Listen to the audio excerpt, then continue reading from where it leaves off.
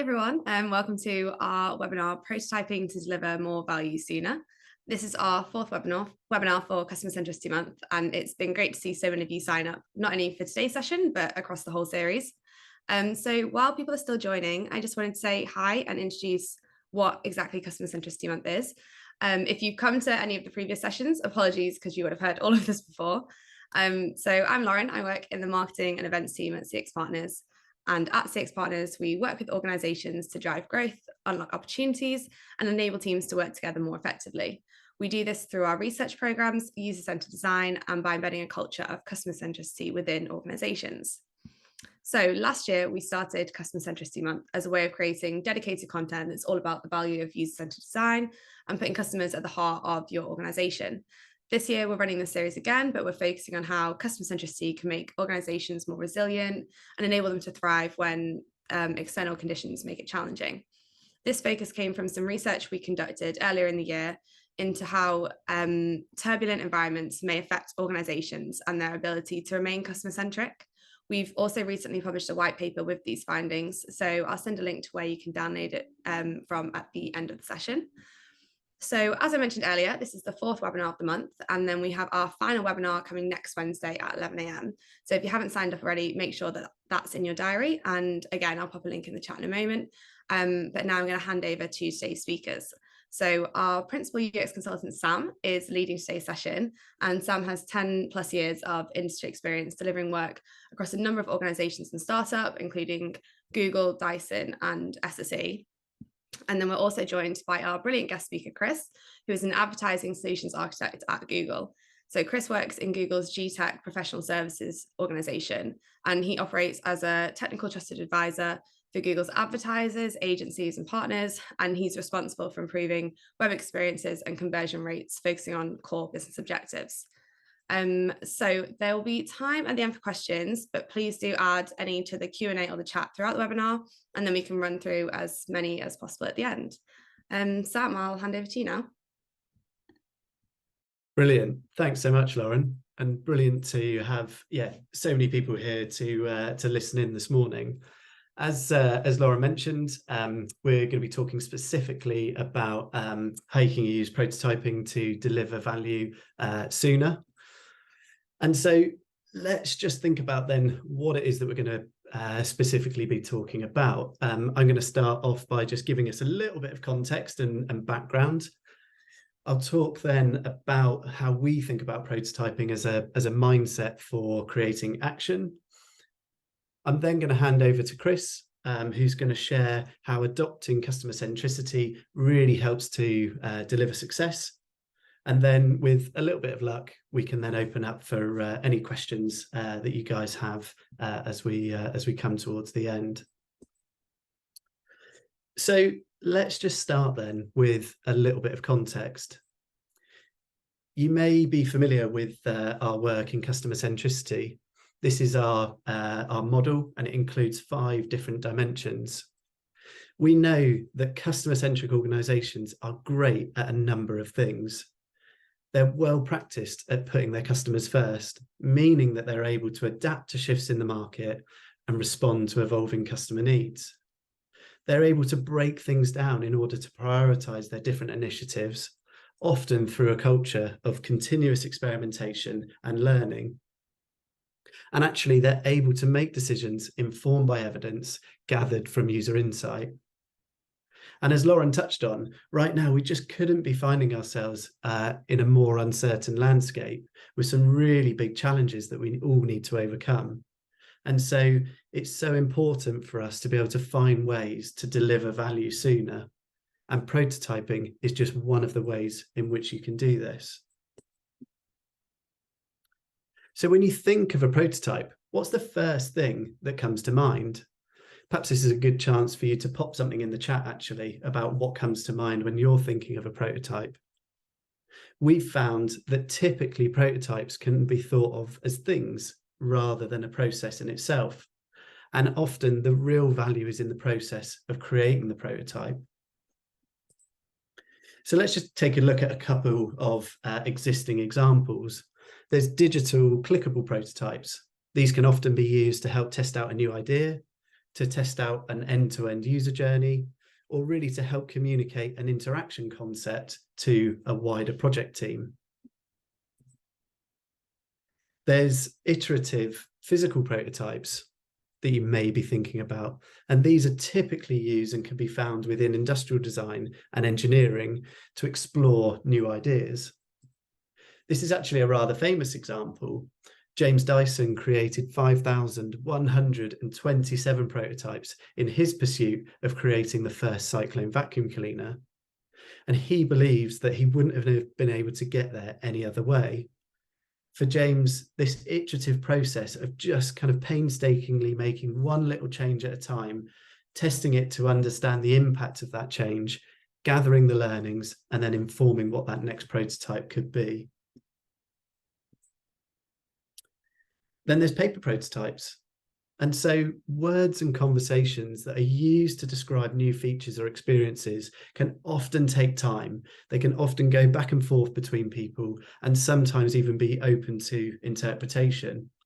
And so paper prototypes, they come in different shapes and sizes, but they're likely to be one of the fastest methods for prototyping.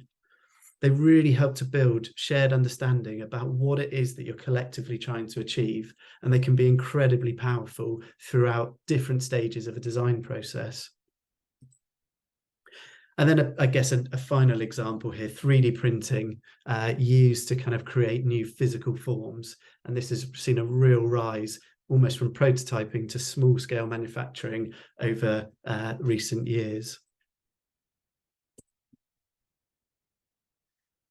So let's just take a second and let's remind ourselves about the different scenarios that we can often find ourselves in when we're designing new products or services.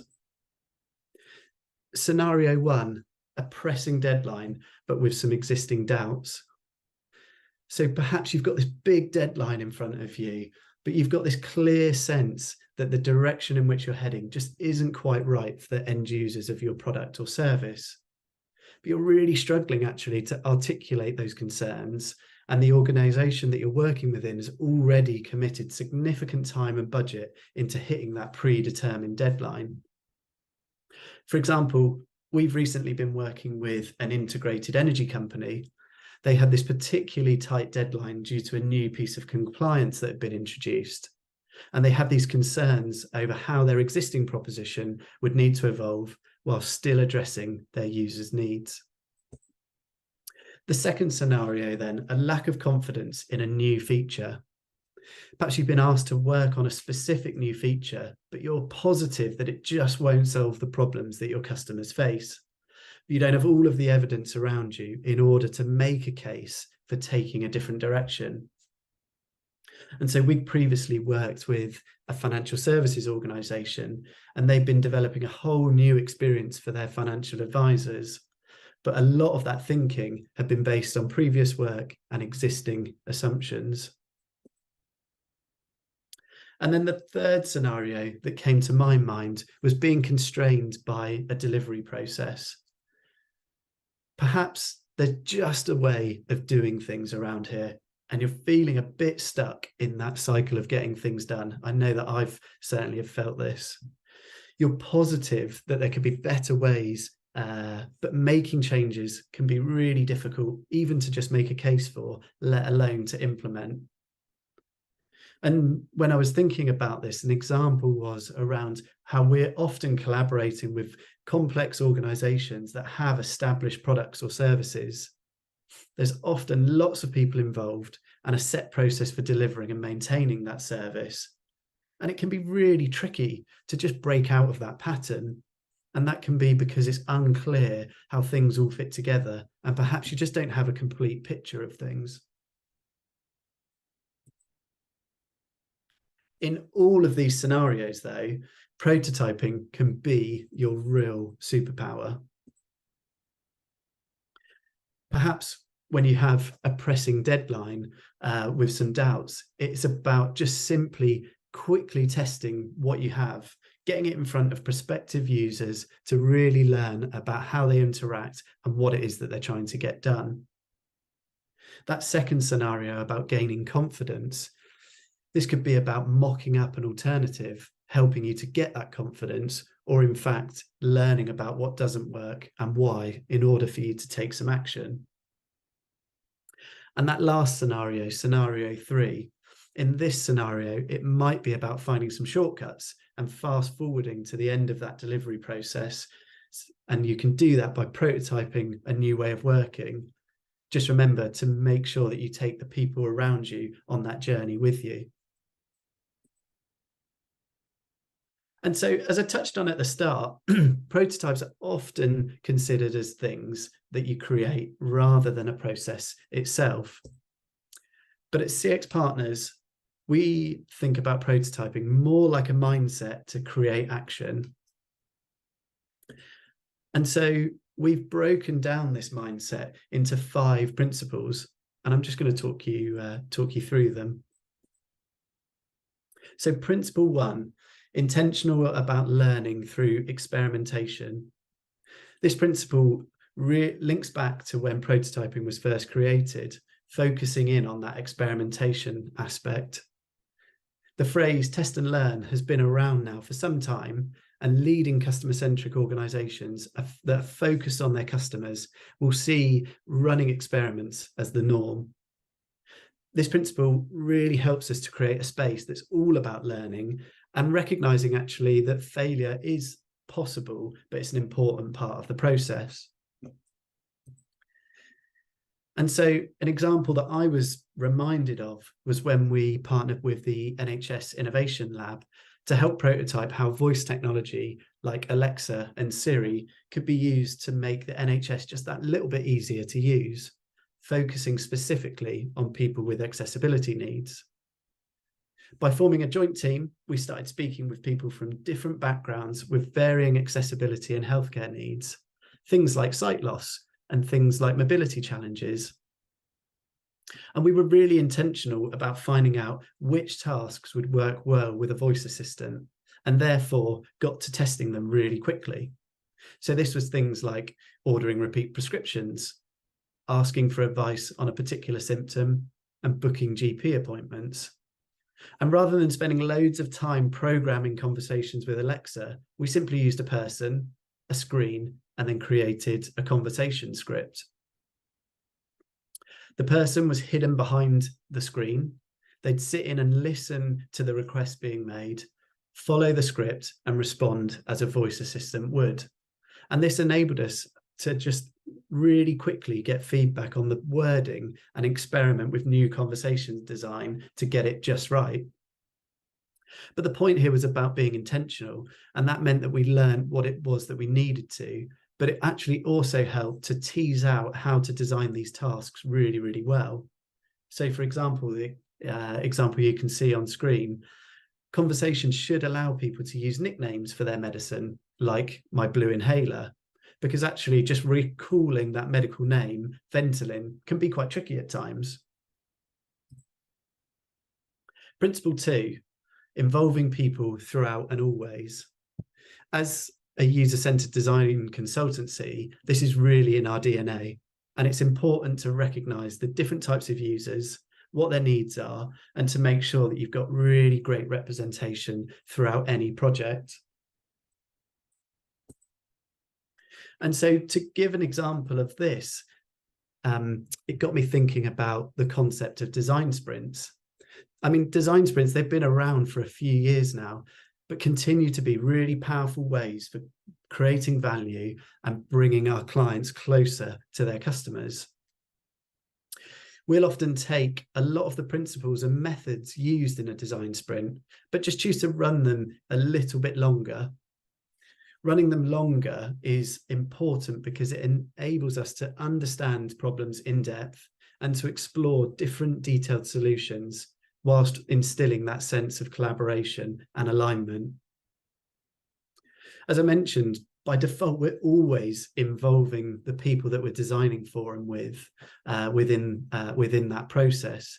But it's equally as important to make sure that you've got diverse representation from across the organization to ensure that different voices are represented and that they're exposed to that process, helping them to understand, but importantly, feel empowered about what really matters to their customers. And it's this aspect of collaboration and shared understanding that's so important in order to be able to deliver that value quickly. We've recently been partnering with a grocery doorstep delivery service. And prior to working with one another, they'd had fairly limited connection to their customers, and they hadn't really been working together in this way. And so as we started to work with one another, you could really see the value of working in this way, as the group were being collectively activated by the insights that we were uncovering. And they were able to take this shared understanding of what their customers need and the expectations of that service. And that really inspired them to become more customer centric. Principle 3, reducing risk and increasing certainty. At its very core, having a prototyping mindset is about these two things. And carrying out user testing with prototypes really helps to provide you with that qualitative data to make evidence-based decisions. This principle really encourages us from the start to identify what are the biggest unknowns, what are the risks, and make sure that we've got a clear plan to address them. To share an example of this, we previously partnered with the Samaritans, helping to design their live chat experience. This project started out by mapping out all of the known and potential unknown risks to their service, and then carefully prioritizing things around that level of risk. One of the challenges that the Samaritans needed to overcome was the risk that that service could sadly be misused, whilst also making sure that the caller was getting that level of support that they needed. And so this led to the idea of exploring a sign-in feature in order to access the service. However, there were a number of risks associated with this idea, particularly just how the service could be perceived. As one of the values for Samaritans is about, and I always get this wrong, anonymity. Got it. About being anonymous, and as such, asking users to sign in may actually erode this value. And so the project team set about prototyping this feature so that they could user test it. And the user testing immediately identified that asking users to sign in would be seen as a real blocker to using the service. And actually, we had a similar experience when working with another charity. The team were exploring ways for people to quickly communicate how they were feeling, and felt that emojis could be a really great way of doing this. In fact, when we prototyped it, it had the opposite effect. Emojis were really open to interpretation by the volunteers who were responding to that service, causing further confusion. And so in both of these examples, this principle actually goes beyond reducing risk, but also reducing harm. Principle 4, proving and disproving. It's really important in all of our work to ensure that we approach things with an open mind, specifically thinking about things as tests rather than as things to validate. If we're thinking about validating prototypes, we run the risk of our biases starting to creep in and swaying what it is that we're listening out for. To give an example, when we were working alongside the Co-op Bank to improve their customer experience, one of the biggest beliefs was that reviews and testimonials would help to reassure prospective customers by building trust and credibility when they hear from their existing customers.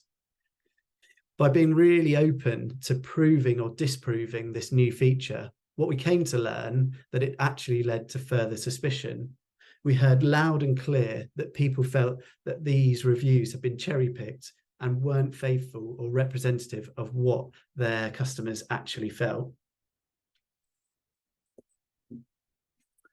Principle 5, finding small ways to test big things.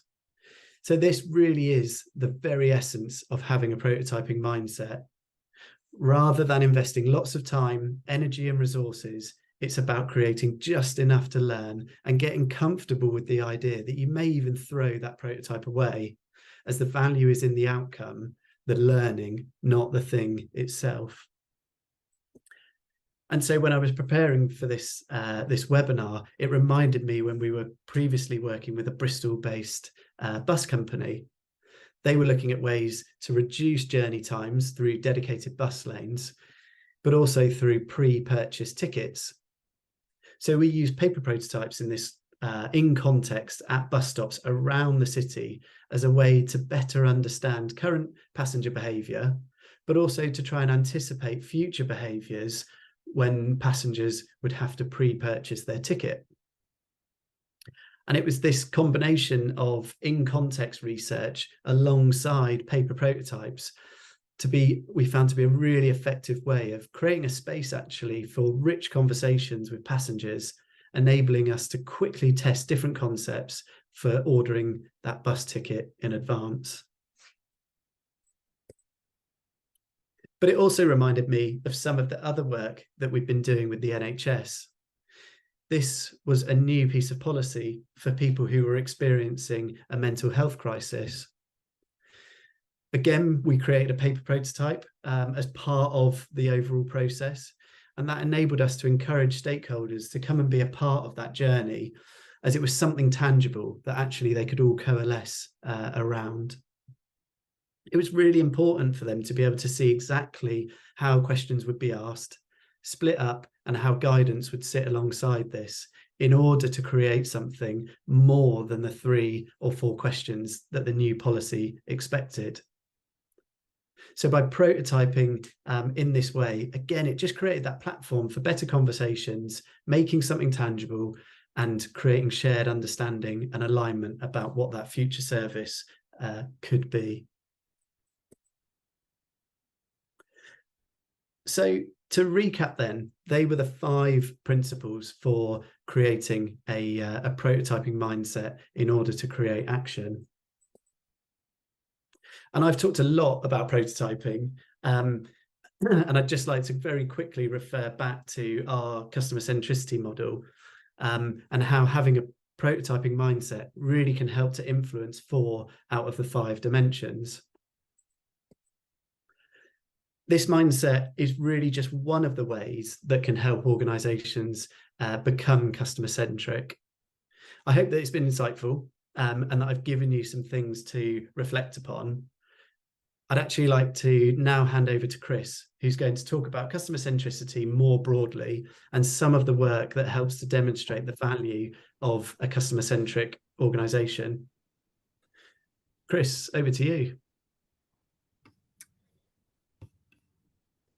Cool. Thanks, Sam. Yes, good morning, everyone. My name's Chris. I'm one of our advertising solutions architects here at Google. So day to day, I essentially support our customers, so our advertisers, our agencies, and our partners on driving better experiences for their customers. So both for their internal within their own companies, but also external for their users, with the goal of improving overall advertising efficiency. So today, I'm basically going to speak through how customer centricity filters through all layers within your company and the tips and tricks that you can do to diversify customer centricity for your internal customers, but also for your external customers as well. So before I kick off, let's start to think about customer centricity. So if there's 3 kind of takeaways from my talk today, it's these 3 main points: organize, optimize, and repeat. So for the organized piece, are you organizationally set up to succeed for your customers? Have you created accountability, responsibility, and ownership? Is everyone at the company bought in? Essentially, this is not a single task for a single team. Everyone needs to be on board for this to work. Optimize, this is more into the execution. How are we actually optimizing for our customers? This can be the process that you have in place to ensure you're helping your internal customers meet their goals, or how you're providing a great user experience for your customers as well. And then repeat. How do we maintain this moving forward? Essentially, a Google study that we commissioned a couple of years back found that 40% of brands who actually improve the customer experience regress within 6 months. So what can we do and what can we put in place to make sure that we do not lose focus and let all of that hard work go to waste? So just to kick off, as Sam mentioned there around the customer centricity model, we want to kind of reiterate how important it is to look into things that you can do at your own company. So we have the customer centricity model and the report that you can conduct yourself. And the reason we wanted to look into this is essentially we hypothesized that companies that have a culture of putting the customer first and at the center of everything would create a better customer-centered experience. Ultimately, this would make them more commercially successful and faster moving. We also believe that customer-centric companies are likely to offer a better experience at every step of the marketing funnel, which I'll go into a bit more in a minute, which supports our business model at Google, but also benefiting clients and users alike. Ultimately, the research is intended to motivate companies like yourselves to become more customer-centric and giving you the tips and tricks to know how to do so. So the model is kind of split into three parts. There's the survey, the report, and the white paper. So the input is the survey. So this is where we gather enough sufficient of information around an organization to provide an accurate customer centricity maturity score, to provide relevant recommendations for improvement, and to benchmark against other organizations. The output is then the report, which shows participating organizations the current state of their customer centricity, but also giving them clear next steps and actions for them to improve their score. And then lastly, the white paper. This is to give the kind of main POCs to the opportunity to develop a compelling case for organizations to invest more into becoming more customer centric and provide additional insights along the personalized reports. So it probably comes as no surprise, but what we found is that there's a clear theme when it comes to highly customer centric organizations. We find that companies that are more customer centric are twice as likely to include qualitative research as part of strategic decision making. So this could include things from user labs, it could include from design sprints like Sam mentioned, and this is really putting the customer first when we're thinking about what decisions to make. The second part goes into more of this notion of internal customers. So they're also twice as likely to effectively communicate to their employees, really focusing on being customer centric internally. And then lastly, they're 4 times as likely to embed user research into delivery teams, ensuring that all of the great insights that we're building around our customers are incorporated into both strategy and implementation, continuously thriving to keep the customer first. And going back to that notion that I mentioned around kind of repeat, how do we make sure that we keep doing this moving forward? So how do we kind of fit customer centricity into the marketing model in particular? So if we take a step back and look at the kind of end-to-end marketing funnel, we mentioned earlier that customer-centric companies are likely to offer a better experience at every step of this journey. So this could start at the beginning around providing and serving a relevant helpful advertisement that a user is interested in and wanting to learn more, right through to providing a seamless, frictionless customer experience that helps the user find what they're looking for in a fast, intuitive way, ultimately leading to more conversions, better ROI for your advertising, and higher revenue. And this is where customer experience in particular ties into advertising activity through conversion rate optimization.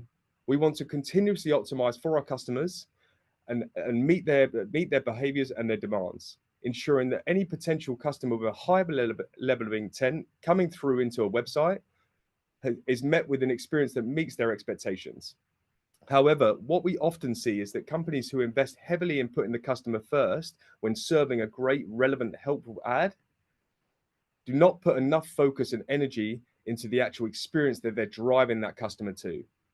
Now, not only this potentially give the opportunity for one of your competitors to get an edge on you, an advantage, but essentially you're also going to be testing the patience of your potential customer. If you're not providing a great experience that enables them to carry out what they're looking to do, so browsing, searching, or even purchasing, ultimately this could lead to a potential lost revenue opportunity. So I've mentioned a few times around the importance of being customer-centric, both for your internal and your external customers. And here at Google, it's exactly the same. When we provide support around conversion rate optimization, not only are we supporting our advertisers, our agencies, and our partners, we're also helping our internal teams to be successful too. That being said, it's important to speak their language, help meet their business goals, and understand why this is important for their success. An improved customer experience drives better conversion rate, which leads to revenue growth, helping meet customer marketing objectives and ultimately leading to happy customers. But it's also part of our DNA. We want to ensure that we're doing the right thing for the user and the customer at every step of the journey. Now, how can we start to think of this notion around being more internally customer centric? So being more customer centric within your own organization. Now, one good step to do this is to essentially think about a framework, think about a process that you can put in place that is breaking down silos, understanding how we're measuring success and how we're constantly thriving to keep the customer first. So a first good step is to kind of create a shared vision. Now think about this at your own organization. How many times potentially have these conversations happened where two teams in particular are thinking they're doing the right thing for the customer, but creating a conflict of interest? So for example, the design team saying that we have a kind of new promo video that we absolutely need to serve on the homepage. Maybe they have research or they have some analytics understanding that it will drive, better engagement, only for the development team, the more technical teams, to kind of make it aware that potentially because the image or the video, is heavier, they actually may be harming the customer experience. So we're almost thinking about a conflict of interest here, and how can we start to break down this conflict of interest and work from the same sheet? Now, this is what we usually see at companies. We usually see that the customer experience or doing what's best for the customer is solely focused on maybe a UX team, a UI team, or maybe just a technical team who are thriving to make sure that they're providing a great, fast experience for the website. But what we really want to strive for is every other team within the company realizing that whatever they're doing, they also need to take accountability and responsibility for what they're doing when it comes to the customer. So for example, yes, the engineering team needs to think about how quick they're making the website.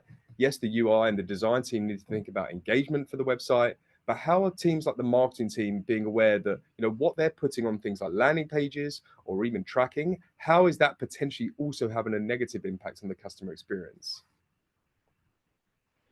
The second part is to really kind of set benchmarks, really understand how can we measure success? How can we measure what we're providing for the customer so that we can track and maintain things moving forward? So one of these could be things like quantity. So how many images you are loading onto your website, how many files, how many fonts, etc.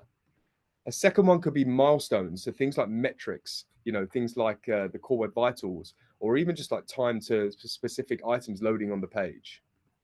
And then lastly, like a rule-based metric. So we have things like page speed insights, and this is a great way that you can kind of highlight the potential performance for customers to non-technical, but also technical audience as well, to make sure they're kind of building accountability across different teams. And again, this is where potential companies fall short.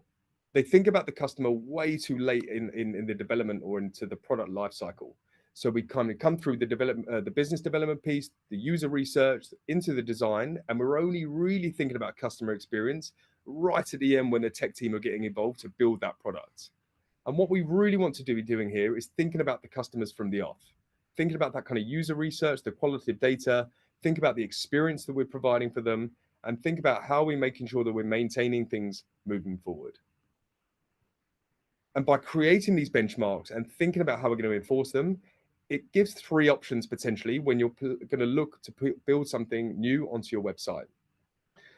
So if we're running with this kind of idea of a conflict of interest at the beginning between engagement, but also what could harm the customer experience, do we need to kind of then optimize existing features to allow that new feature to come on board?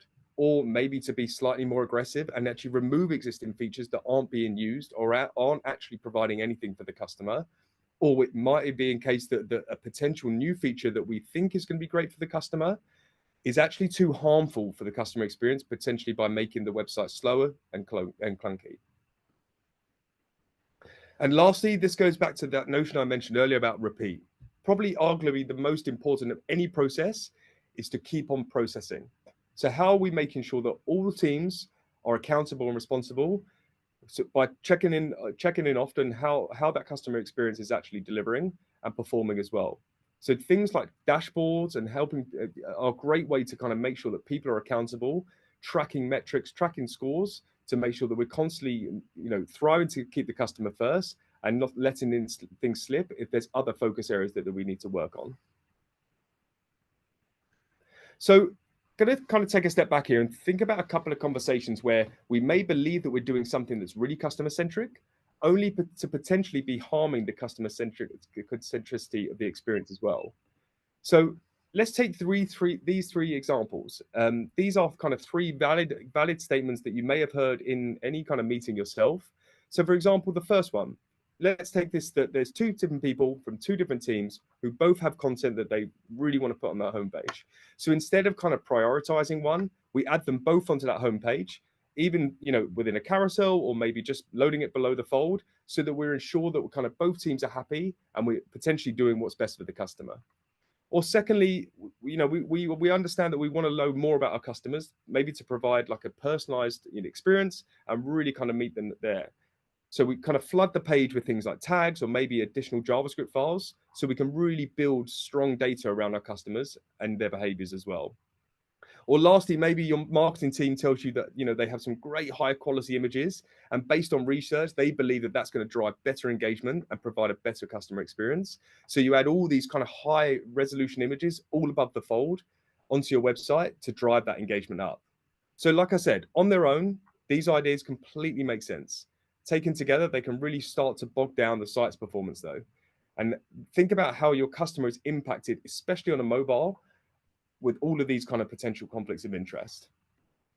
So let's take the first one.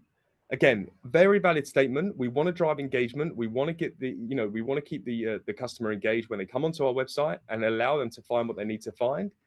But let's also prioritize the customer experience too. So we're presenting great content for the customer, but let's also present a great experience for the customer. And there's technical tips and tricks, like things like lazy loading, so only loading what needs to be loaded at a specific time. So you're also making sure the website loads in a fast, intuitive way. The second piece as well, again, very valid. Analytics and tracking is super important. We really want to understand more about our customers and their behaviors and what they're looking to do, but all in moderation. Let's make sure that we're not kind of just dropping tons of tags on a website, ultimately slowing things down. And if you think about it, it might then lead to the customer not even sticking around to kind of look and find what they need to find. Let's prioritize these and only load what's needed to be loaded. And then lastly, like I said, even based on research that maybe your marketing team has around engagement and these like kind of high quality images that you have at your disposal, let's think about how we're also driving for kind of mobile first driven design. So we're making sure things are optimized. Also recognize that, you know, what might work on mobile and desktop may also be different. So we might need to be testing things and really understanding how our customer is engaging on different devices. So just to finish up, we want to give an example of a company who has kind of gone through this process and gone through those kind of three steps: the organized piece, the optimized piece, and the repeat. So we have a case study on Think with Google where TUI in the Nordics were essentially looking to rebuild their website and really keeping the customer front and foremost while doing so. And they were able to do this by kind of really looking at not only the optimization piece, but the organization too. And with agile processes and giving engineering teams and design teams more autonomy, they were able to kind of fix their performance of their website while also keeping internal and external customers happier. So how did they do it? Like I said, the optimized piece, so looking more into the technical piece, yes, they looked into optimizing their images, their fonts, their scripts, and all the tags that they were loading on their website. But really what I want to hammer home here is this organized piece that they looked into too. So they were able to kind of get buy-in from the management right up to the C-suite. They were able to kind of break down silos, establish cross-functional teams, and really welcome this test and learn mindset. The management were able to, like I said, give technical teams, design teams, and product teams more kind of forward-thinking approach and be more adaptable when it comes to a test and learn mindset. Engineers were given more autonomy. They were able to carve out time to look into optimization. And in particular, like I mentioned earlier, for even our internal teams, they started to kind of discuss technical terms in a way that non-technical teams would understand. So using metrics like time to market or defect rate, that's really important for marketing teams to understand what is the impact that they're doing on the website and what impact could that be having negatively for the customer experience. And this is a really great quote from the case study in particular, which I really want to kind of, focus on this first sentence. The company were thinking they were already being very customer centric. And that's what we see often, that, the optimized piece, a lot of companies are doing, but it's the organized piece in particular that really needs to be focused on to make sure you're organizing and optimizing for the customer. So like I mentioned, they broke down silos. So they really focused on the organized piece, gave everyone, more autonomy to work, together, create accountability and responsibility. They went into the optimized piece and making sure that they were, focusing on things like images and all of the kind of the parts of the website that usually slow things down. And lastly, more importantly as well, repeat, making sure that because they broke down silos, they were working cross-functionally, tracking performance, really understanding how things were working, and keeping on the ball so things didn't slip down the line. So thank you very much. And with that, I'll pass back to Sam and Lauren for questions. Oh, Brill. That was great. Thank you both so much. So there was some really, really great content in there. I guess we can jump straight into questions then. So as we mentioned earlier, if you do have any questions, please do add them to the chat or the Q&A at the bottom of your screen now. And yeah, I guess we'll jump straight into it. So the first question we've had, I think I'll maybe pass to you first, Sam, but Chris, please do feel free to add anything in. It's what prototyping tools do you think are the most powerful and useful in terms of delivering meaningful prototypes? Oh, it's a really great question. Gosh, and there are just so many tools out there, right? And so trying to figure out what is the right tool at times can often be a bit of a minefield. I think I probably would answer that with another question and try and kind of set out, well, what is it that you're trying to achieve? What is it? What is the outcome that you're trying to get to? What is it specifically that you need to learn? I think I could say you could use Figma. You could sketch out things. You could build some form of mock-up. But actually, I think I would take it back to, well, what is it that you're specifically trying to learn? And how could you approach that with a kind of a just enough mentality, perhaps kind of using existing things that you've got around you in order to create the prototype that you need. I hope that answers your question, or perhaps provokes a further thought. But yeah, Chris, I don't know if there's anything that you would you build on that at all. Yeah, absolutely. And yeah, thank you for the question. That's fantastic. I think, yeah, look, for me, I think we focus heavily on tools. We focus heavily on what tools we have at our disposal to learn more about our customers and like you mentioned, kind of deliver meaningful prototypes. For me, in particular, it's how do we approach using those tools? So let's take an example of the design sprint. It's not necessarily, obviously it's important about how we design sprint, how we're going to conduct things. But arguably, what's also just as important, who's going to be in that design sprint. And what we see often a lot is that a design sprint is used within maybe just a UX team, which is fantastic. But how can we also use it as a lever for teams like marketing or products, of people who aren't in these these meetings a lot, to really kind of open up their eyes to, qualitative data and what the user is doing. So, for example, if we have a design sprint that's going to look to build a potential new product on the website that the marketing team are ultimately driving traffic to, they really should be involved in that. They really should be involved because, yes, they're not designers themselves, but they also know a lot about the customer and they also know a lot about the customer's needs too.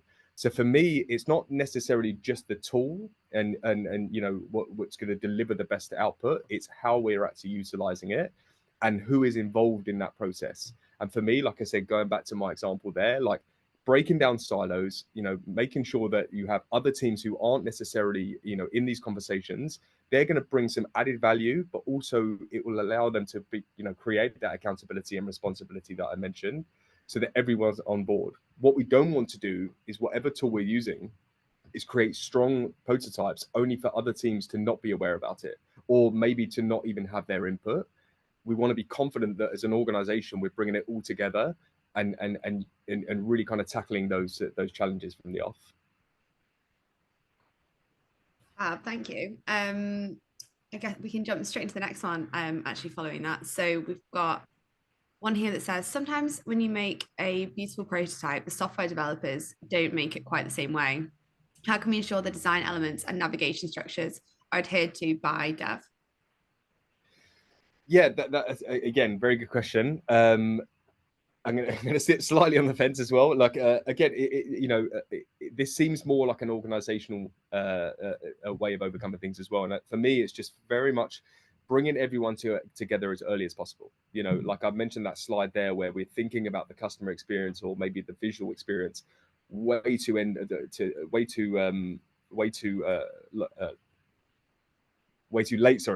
in the process. So if we're thinking there about a beautiful prototype, is it a case that we need to discuss with the developers a lot more earlier to understand, is that feasible when we're actually building a specific product? So for me, it's not necessarily a technical challenge. This is more of an organizational challenge. And like I mentioned about kind of creating those cross-functional teams and breaking down silos, this allow you to hopefully have those discussions a lot more earlier in the prototype process, rather than, like you mentioned, build a great prototype almost to be all signed off, ready to go, to be handed over to a dev team to build. But potentially that's too late to have a discussion of like, is this actually feasible? Yeah, nice. Sam, is there anything else you wanted to add to that one? I think I would just echo all of that, actually. I think it's about, building really great relationships between those two teams, so that designers got a really good and clear understanding of development, but also development has a really good understanding of design. But you're all kind of joined together around what is important to the customer. Like, why is it important that the prototype's really beautiful? Why is it important that you deliver a really beautiful experience to your customers? And if you can kind of all align and get on the same page around that, and as Chris was saying, get involved with everybody as soon as possible, there may be ways of finding that and making that a little bit easier. This is another a good example, going back to the kind of example of a design sprint. This is a great example where maybe a software developer should be involved in the design sprint, because yes, they're not actually designing, but they're going to be able to give their input about a specific feature or a specific product. You know, having that person in there to give that insight rather than have it all signed off and that's the first time they see it, so to speak. But also, I think what's important for me, and I kind of presented in that slide, is this idea of like a conflict of interest. Everyone wants to do what's best for the customer. Everyone wants to make sure that their task is creating a great customer experience that's going to give them something helpful, that looks great, that loads fast as well. So, potential conflicts of interest there is a design is saying it's great, it's engaging, it looks really cool and slick, only for a developer to say it's not feasible or it's going to slow things down, and that's creating a bad user experience or customer experience. And that, for me, like I said, is where conversations done early within that planning process can start to understand, where is the middle ground? Where is something that is still great? It looks fantastic, it's engaging, but also it's feasible and it's performance as well for the customer. Yeah, lovely. That was really great. Thanks, both. And then I guess this next question I think is for you specifically, Chris. You mentioned prioritizing for the customer experience. And I guess actually, Sam, you could probably feed into this, but yeah, you mentioned prioritizing for the customer experience. But how do you build the case for this internally and show that it should be the priority?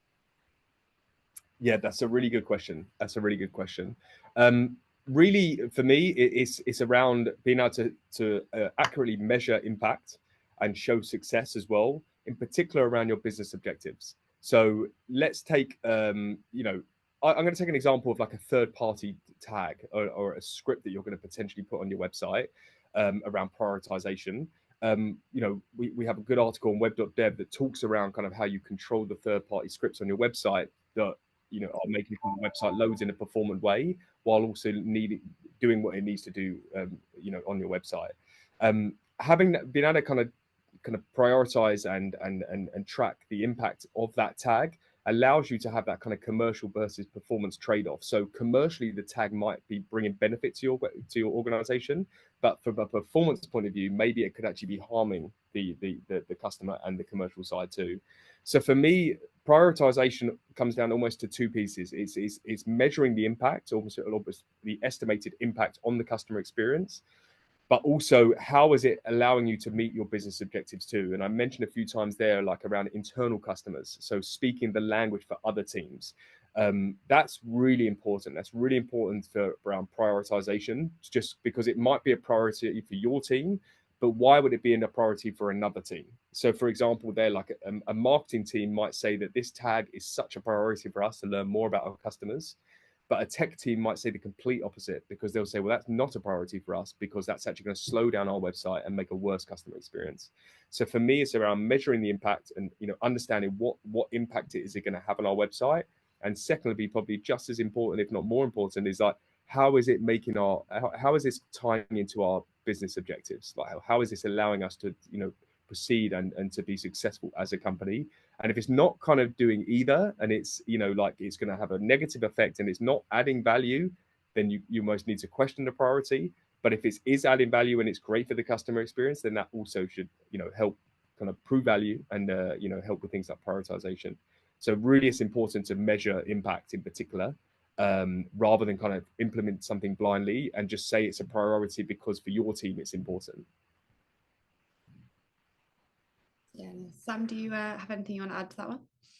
I don't actually. I think Chris has covered it. Okay, perfect.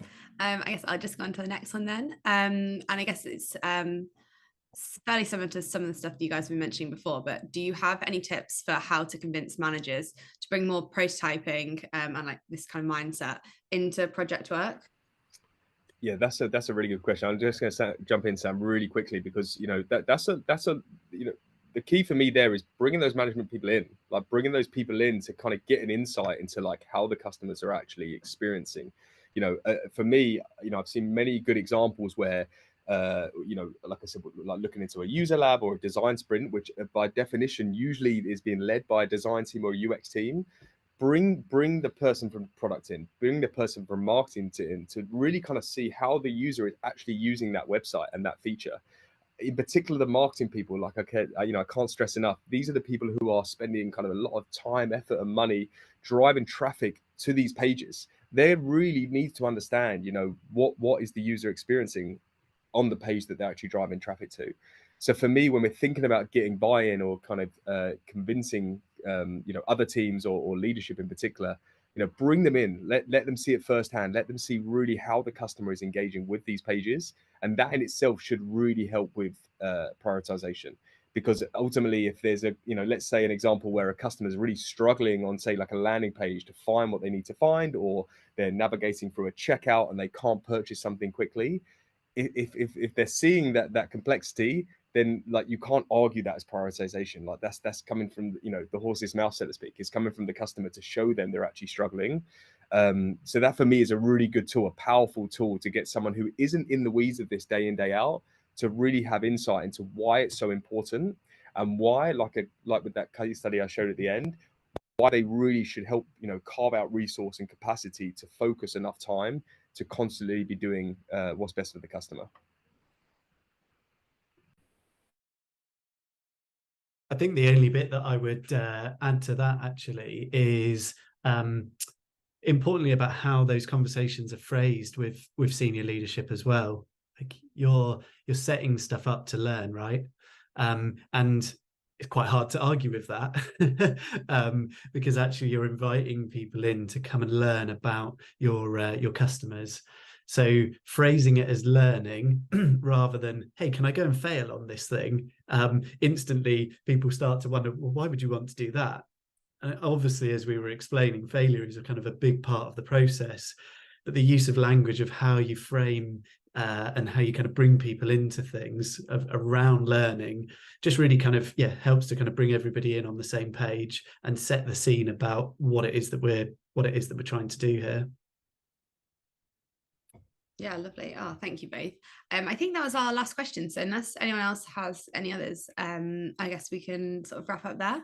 I mentioned earlier about a white paper that we'd written with our findings from our recent study. So I'll just drop the link into the chat now so you guys can have a look at that. And Chris, I think if you wouldn't mind flicking over to the next slide, please. There's a QR code too. Thank you. And then, yeah, so feel free to take a look at that. And that, yeah, is bringing together kind of some of the research we've done. And yeah, finally, I just want to say thank you so much for today's session, Sam and Chris. It's been so great to hear from you both. It's been a really interesting session. And also a huge thank you to everyone for coming along and putting their questions in the chat. We'd love to hear your feedback, and also we'd really hope to see you at next week's talk. So yeah, thank you everyone. I hope you have a lovely afternoon, and I'll see you later.